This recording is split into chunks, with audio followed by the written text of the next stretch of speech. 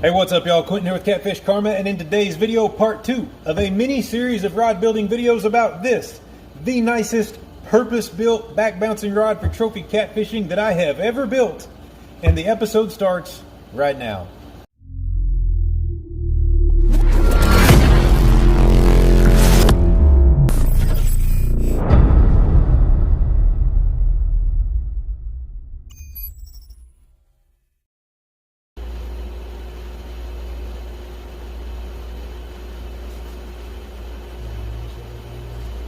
As we get things going in this video, you're going to see the sped up version of me measuring out and marking the locations of each of the guides that go into this build.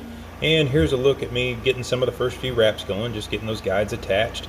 I didn't have any particularly useful tips for this portion of the project, so I thought I'd just speed right through it and get to the stuff that I thought might actually help some of the newer viewers who are just now learning to build fishing rods. Alright, so I've got the guide wrapping process well underway. I've got 2 guides completely wrapped and 2 more taped up and ready to be wrapped. And I wanted to take a second out to show you guys a tip that I think is pretty neat. Not all builders use tape to hold the guides in place. Some guys use O-rings or rubber bands. Some guys even use hot glue. I go with the tape method because that's the way I was taught. I use a 3M automotive masking tape for this because I know it's not going to leave residue, and it's got pretty decent holding power, so that's my preferred tape. But the actual tip is this. This is just a scrap piece of cutting board. I had this left over from a bait station project that where I made a bait station on my boat. If you don't have anything like this laying around, you could just go in the kitchen and swipe one and maybe cut a piece off of it, and if you're really good at it, you won't get in trouble. But I don't recommend that approach. You can pick up cutting boards pretty cheap at Walmart, 10 bucks or less probably, and just cut it down to the size that you want to have laying around on your table. So what I do is I just run a piece of tape across it and use my razor knife to make these little strips. And the cutting board is key because this is really easy to keep clean. It's not gonna be used for anything else. So there's not gonna be oils or weird residues on it to weaken the tape. And if you're going to be cutting strips anyway, it's better to do it on something like this than on the top of your workbench, or even on your rod lathe here, because it's not going to dull your knife. And I mean, it is a cutting board. It's meant to be cut on. So that's tip number 1. Little piece of cutting board is really handy, and I think speeds up the process and makes it a little bit more consistent.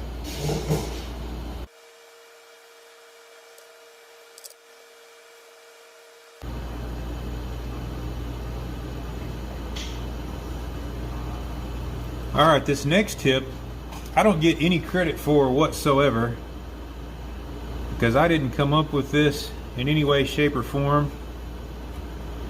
But my buddy James Patterson, he had a creative way to make this. This is my burnishing tool, or a thread packer, or a thread pick. It's all those things in one.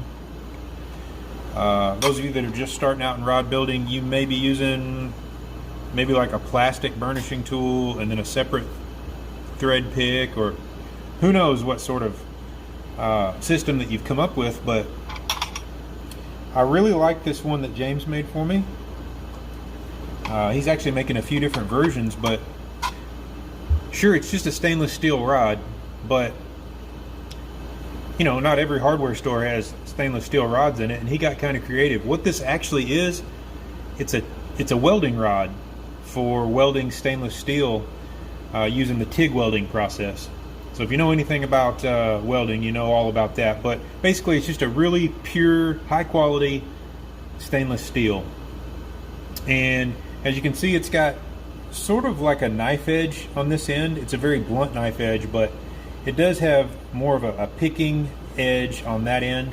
And then it's got a flat edge here with a round edge on the top. This could be, I don't know, it's kind of like almost like a spatula.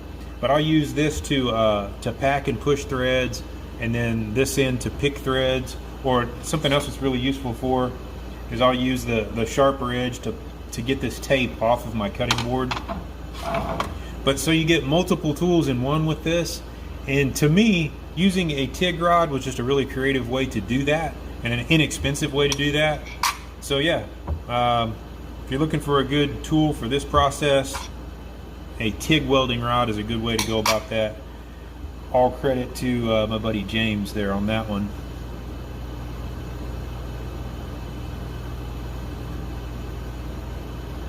Another way it's useful, check it out. Getting this tape off of the blank here, real easily just lift it up. This stuff does hold a lot better than regular masking tape, so it's kind of hard to pick up with your fingernails. This does a good job of lifting it off the blank for me.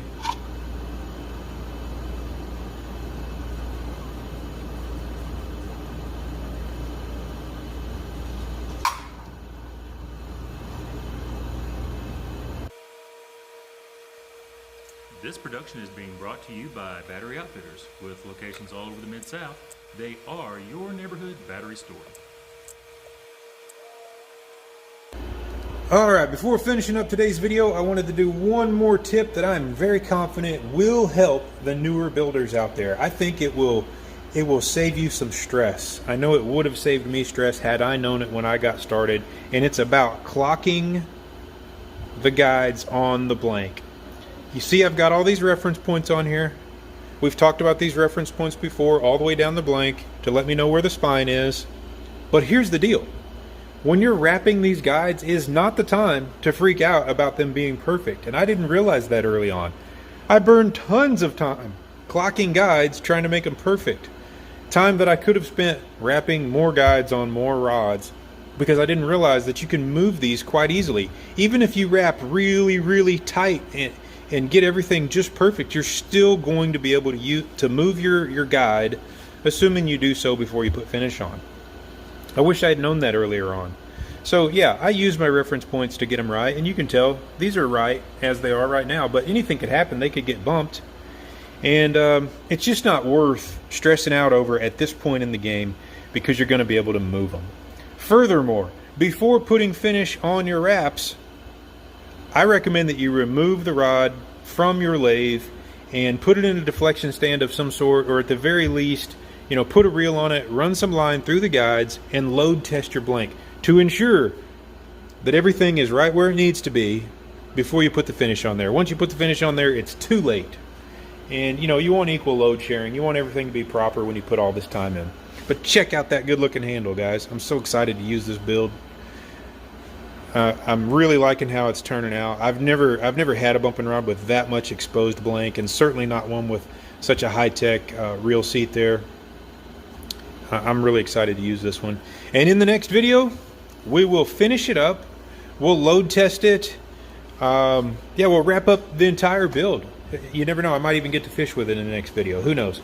And I'll have a special announcement. It has something to do with this back end of the rod here, and something that's going to be added to it. That's in the next video. I'll see you then.